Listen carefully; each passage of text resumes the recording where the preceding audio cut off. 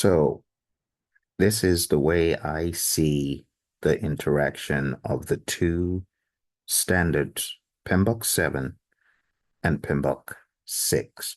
PMBOK 7 principles enable one form a solid base of understanding the why and how of thinking, philosophy, and behavior. Bear in mind, this mental conditioning is different from the actions taken to uphold the philosophies. This right here is the philosophy. This is where we understand the why. Why do we do what we do? This is also the mental conditioning to understand the posture, the attitude inwardly before we begin to do all of these actions, all of these practices. So, my advice to organizations is as follows. When you're working on getting your people to adopt any of these, be it the principles or the practices, you need to tie it back to the why.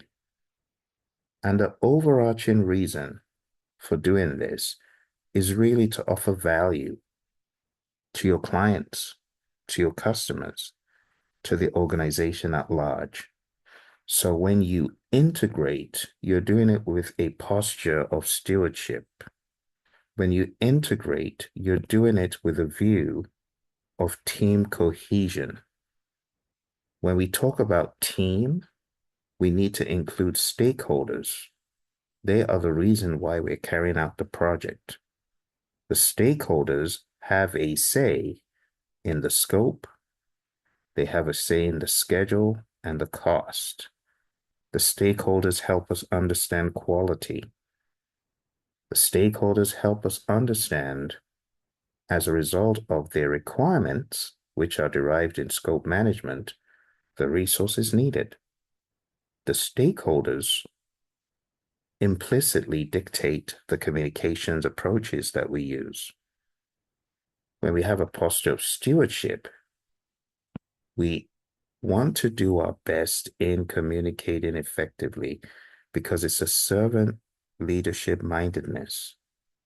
When it comes to risk, we must involve the stakeholders, but we must also be involved in systems thinking to see the project holistically from a risk perspective and a schedule, cost, quality, resources, communications, risk procurement, and stakeholder perspective.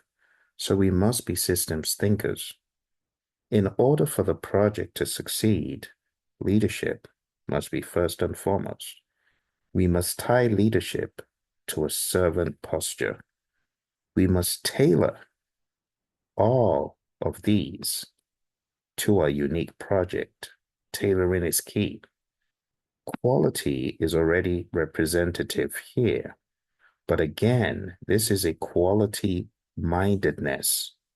This is a quality practice. This is a stakeholder philosophy. This is a stakeholder practice. Complexity must also be factored in because outside here, we have the world of Agile. And Agile can put a different spin on all of these knowledge areas. Based on the complexity of the endeavor, we could choose to up the ante on the Agile scale. You might have heard of the Stacy complexity model. We look through the complexity lens to understand how, when, and which opportunities exist to tweak up the Agile intensity. Again, this is a risk philosophy to look for the best approach to risk. This is the risk practices present over here. Now, let's erase some of what we have for the sake of clarity. Now we have pretty much covered a lot of the aspects, a lot of the connection points between the knowledge areas and the principles. But let's go a step further to finish this off. When we think about adaptability and resiliency, what we're really saying here is there's an element of agile again. To be resilient, you must be agile. And the level and variables involved in this agile consideration are tied to these areas. When you think about agile, first and foremost, it's a mindset. It's a philosophy in and of itself, the same way this is a philosophy. But agile also encourages thinking of how to translate philosophy into a pragmatic solution. Therefore, when you think about agile, you should be thinking about the team integrating, not a single project manager, but a team. You should think about dynamic scope, product backlog, sprint backlog. When you think about a schedule, you're thinking about a fixed time box. When you think about cost, you're thinking about largely having a stable team, but the team, the product owner, they work together. The product owner is part of the team. And whatever that role is in other constructs of Agile, not just Scrum, even though Scrum is a predominant framework, quality is ever present everywhere from sprint planning, backlog refinement, daily Scrum or daily stand-up, what have you. Because we're not just talking about Scrum. Remember, this is the pragmatic application of the Agile thinking. Does not have to be Scrum. We think about resources. We generally think about physical resources. We look at our team as humans. When it comes to physical resources, the team has T-shaped skills and they understand when to bring those resources in. The mindedness in Agile is we've hired the right people. Again, going back to team thinking, going back to the understanding of our stakeholders. Our team is in place to offer value to our stakeholders. If it's not valuable, we don't do it. All of the actions across these knowledge areas must be valuable. If they're not value, we don't do them. We tailor based on value.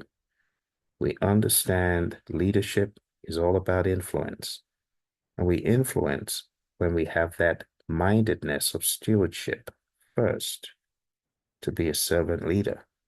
We understand change is essential, and therefore we value the topic of agility, change-driven project management. This, my friends, is how I would advise companies to approach the integration of Agile, PMBOK 6, PMBOK 7. If you have any questions, put them in the comments below. But thank you for joining me on another episode of Ask AI. I'm hoping this gives you some clarity of thought.